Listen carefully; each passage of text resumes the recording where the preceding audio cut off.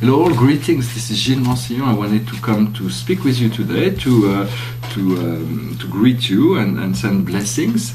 I also wanted to discuss briefly the world of the Akash. The Akash is the past memory. For those who may believe in such things, we have had thousands, hundreds of lifetimes on this planet, on many others as well. But the basic average contract for living on the earth for a soul is about 1,000 lives. So we know that we're coming at the end of a cycle. So most of the people that live here are people that you already have known, you have connected. Everybody within your life have connected to some relation, to some past life. And we've done everything. We've been tall, short, man, woman, oppressor, oppressee. We've done it all. We've had to experience the whole array of experience within the. We all had very defined life plan. But in this lifetime, we have to harmonize, blend all those lifetimes. For the Akash reveals itself progressively.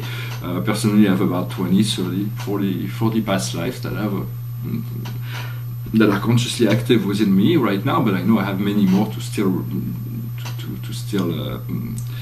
remember. And so it is a powerful time for remembrance. I got those cards. They're from Doreen Virtue. They looked interesting. I had to make an exchange for something, and I had to find something, so I thought, why not that? I tried. And so I might do my own deck someday, because there is also archetypes about past life that I thought could be interesting to be added. But this is pretty linear, but it's still interesting. I'm going to pull 6 cards and see what kind of relationship we have to our past lives in relationship to those cards and situation, to see what the general situation for us is pardon, which is forgiveness. So it's all about forgiveness. It's all about allowing all of our to make peace with all the past, all of our past relation. If for all relation are energetic cords that are eternally connected to us, but if those cords are tense, the memories will come up and they will be unenjoyable. So by forgiving, it is like putting gold light into all those strings and relaxing all the energetic strings that connects us to relationships. So it's important to forgive yourself and forgive others as well. How do we move from appearance into healing? Here we have living, traveling. So it's the card says that in your past lives you have done many travels, the ability to jump and go, and so that may be also a way to clear up your head, to take on a trip, to be spontaneous.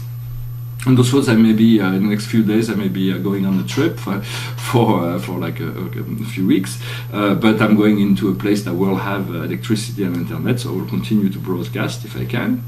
Then what the third card is what life, God, spirits brings to us within this situation. And here it is about war and battles. So this card of war and battles is about ending the wars, ending the battle, finding peace within ourselves, finding healing, finding forgiveness. And so it is very important that we do that. And then as we do that, I find then the universe will bring new memories that will be a lot nicer, that will come from a time where we already it is the scribe or the writer. So it means that we already have done that in the past life. If we find the desire to write or to communicate through writing, it is because we've had done that before in the past, and now it is the normal call to. And so the universe will assist us in all kinds of communication that will be. That will desire to fulfill, to express. Then what the other humans bring to us in this situation is the galactics. Wow, that's wonderful.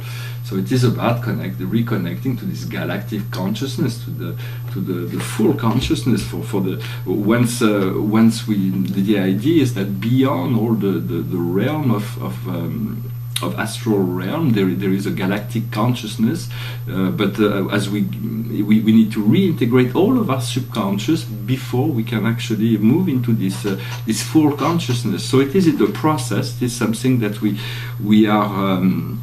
will be learning from others how to integrate, how to become galactic humans, for we are all mirror to each other, and we may receive the galactic. That may be a sign that first contact may be sooner than we expect. for it is always available. The ships are always available in the 5th, 6th dimension. We can always connect to those ships, but maybe they will be able to somehow begin to manifest within personal reality before they can actually manifest within collective reality.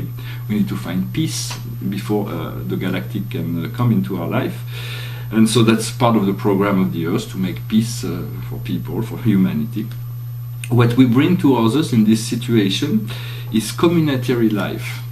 It means that discard in a general fashion means that we may have difficulty dealing with the life, this sort of plutocratic life that we live in today, modern world, because for many lifetimes we were within a community where everybody took care of everybody else, so everybody was doing one task and it was taken care, everything was taken care.